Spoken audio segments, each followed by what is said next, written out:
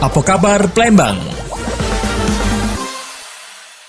Selamat siang pendengar dan juga netizen El Sinta, kembali bersama saya Ari Kristo dalam El Sinta News and Talk edisi siang. Pendengar, di tahun 2023 tidak dipungkiri bahwa hampir semua masyarakat dari anak-anak hingga orang dewasa mengenal apa itu DPR atau DPRD. Namun di sisi lain tidak sedikit juga ada yang masih bingung seperti apa tugas dan juga fungsinya. Apa itu legislatif dan apa itu eksekutif. Sehingga masih ada yang salah kaprah terkait dengan tugas dan juga fungsi dari legislatif dan juga eksekutif.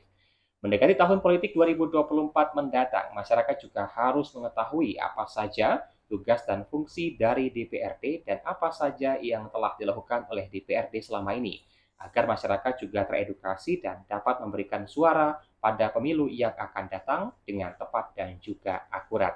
Dan kali ini kami juga akan mengajak Anda untuk bersama-sama mengenal dan mengulik apa saja tugas dan fungsi dari DPR, serta apa saja yang sudah dikerjakan. Telah hadir bersama saya Ketua Dewan Perwakilan Rakyat Daerah atau Ketua DPRD Kota Palembang, Bapak Zainal Abidin Sarjana Hukum. Kita akan berbincang mengenal lebih dekat fungsi dan peran DPRD Kota Palembang. Dengar, berikut ini El Sinta Palembang News and Talk edisi siang selengkapnya. Baik, apa kabar selamat siang Pak Zainal pada siang hari ini Pak? Alhamdulillah baik. Sehat Pak ya? Alhamdulillah. Terima kasih sebelumnya Pak, kami sudah diizinkan hadir pada siang hari ini untuk berbincang dan juga ngobrol terkait dengan edukasi kepada masyarakat, terkait dengan peran dan juga fungsi, terkait dengan kinerja dari DPRD Kota Palembang. Nah, di awal mungkin boleh Pak diketahui kepada masyarakat ya, terkait dengan peran DPRD, tapi juga sebagian besar juga masih banyak yang penasaran dengan sosok Bapak Zainal Abidin. Di awal, mungkin boleh Pak sedikit bercerita terkait dengan sepak terjangnya di dunia politik hingga akhirnya saat ini menduduki posisi sebagai Ketua DPRD Pak Zainal. Silakan. Ya, kalau dibilang sepak terjang enggak juga. Tapi berangkat dari keinginan apa yang didapatkan di daerah kita atau di tempat tinggal kita sendiri yang tidak sama dengan daerah lain. Berangkat dari situlah kita punya keinginan kalau kita untuk ataupun bisa memajukan daerah, berarti kita harus berbuat mengikuti jalur yang akan kita pilih. Salah satunya jalur politik, karena kami pernah bertanya, ada suatu pembangunan jalan di daerah kami ini ataupun di daerah lain, ini dari mana? Oh, ini usulan dari DPRD. Oke. Ya, kalau usulan DPRD ini alhamdulillah bisa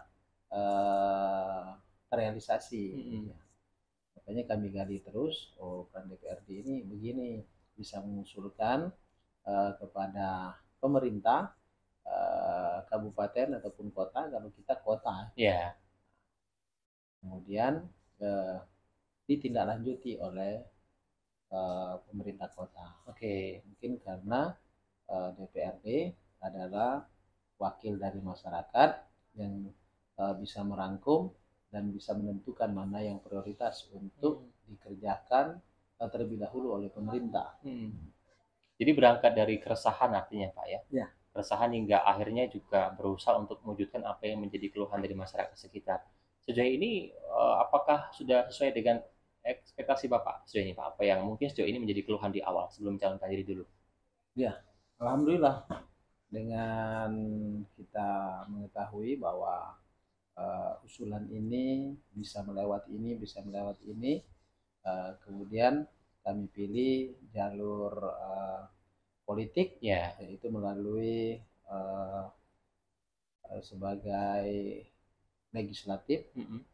Kemudian kami mengikuti jalur politik dengan segala aturan yang sudah ditetapkan.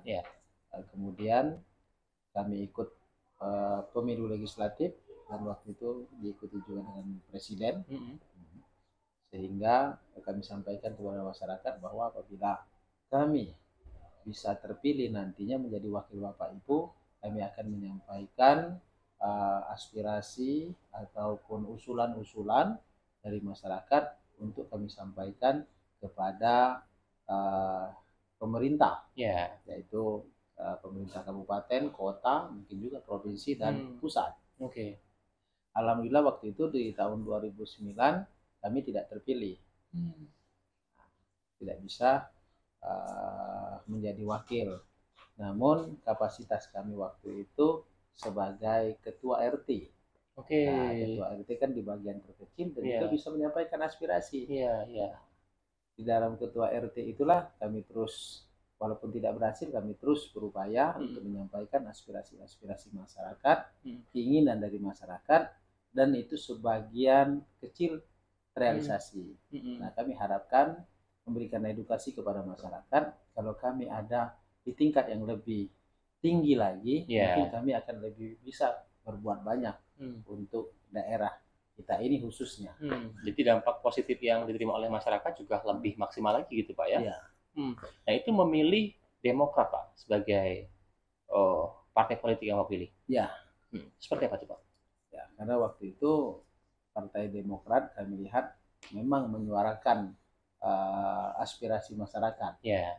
Karena waktu itu kami juga mengidolakan Bapak SBY waktu itu dengan segala kelebihan dan kekurangannya, dari passionnya mungkin dan lain-lain, sehingga beliau menjadi idola kita. Nah, beliau waktu itu ketua umum Partai Demokrat.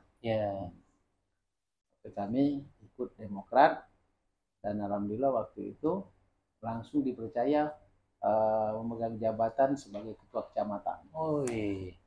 Jadi itu perjuangannya tidak mudah Pak ya, artinya juga mengawalinya sebagai ketua RT, kemudian juga sudah berbuat banyak kepada masyarakat, mempercayakan pada masyarakat, artinya jika nanti mendapatkan posisi yang lebih strategis, bisa lebih maksimal lagi berbuat kepada masyarakat.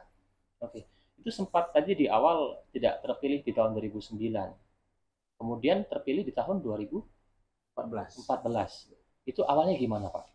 Perjuangannya kan pasti ada rasa kecewa pasti Pak ya di awal ya? Pasti.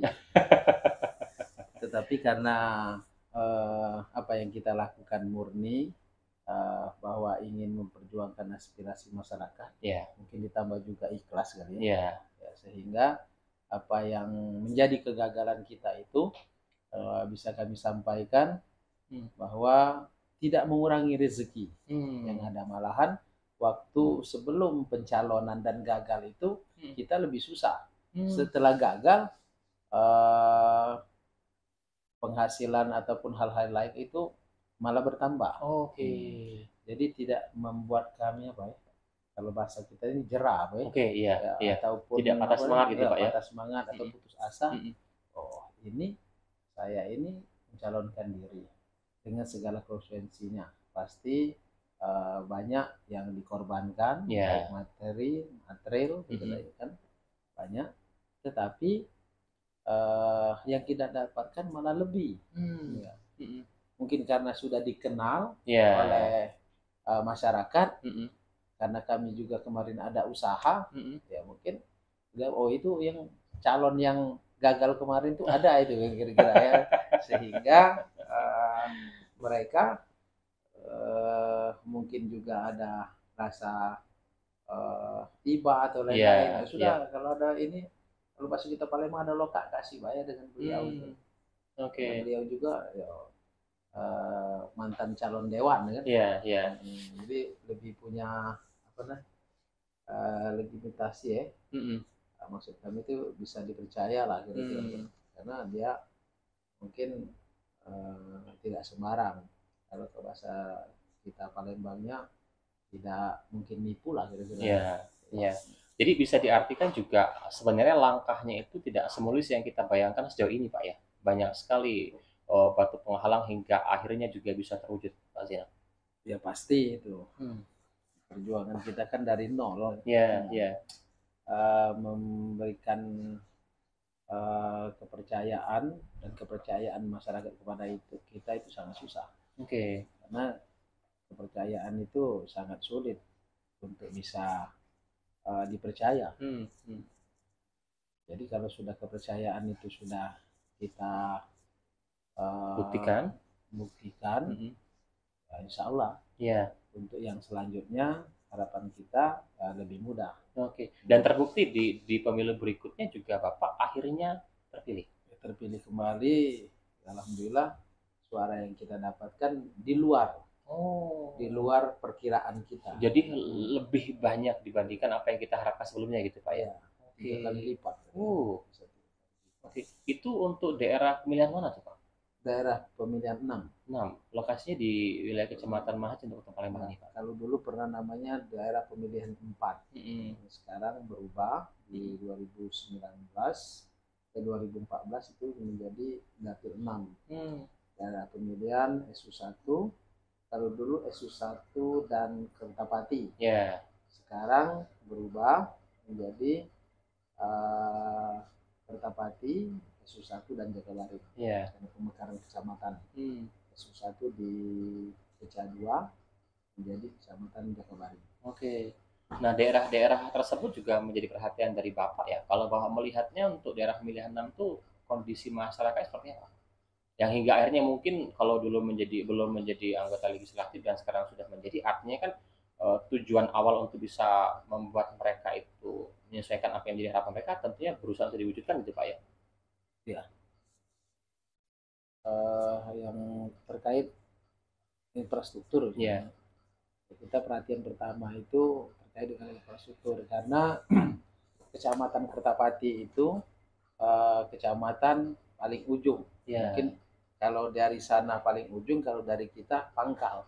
Pintu masuknya Kota Palembang itu melalui Kecamatan Kertapati. Pintu masuk. Jadi kita melihat ya kalau pertama orang melihat pintu masuk itu harus baik dan bagus. Karena wajahnya lah Pak ya. Banyak sekali infrastruktur yang masih sangat minim.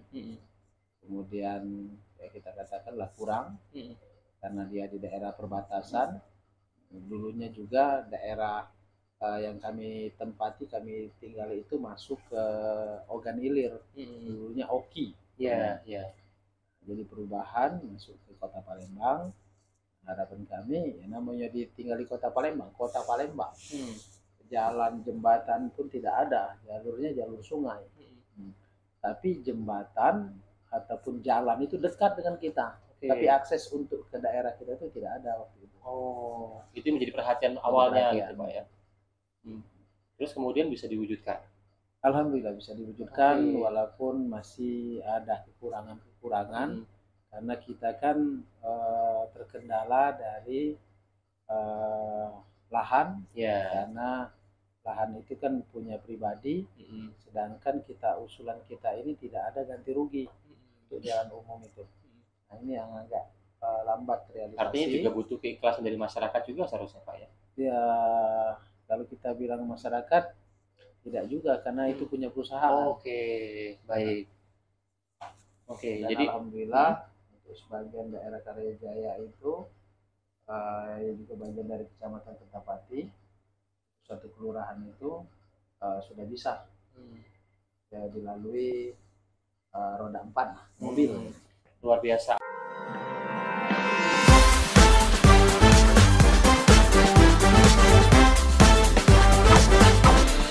Apa kabar Palembang?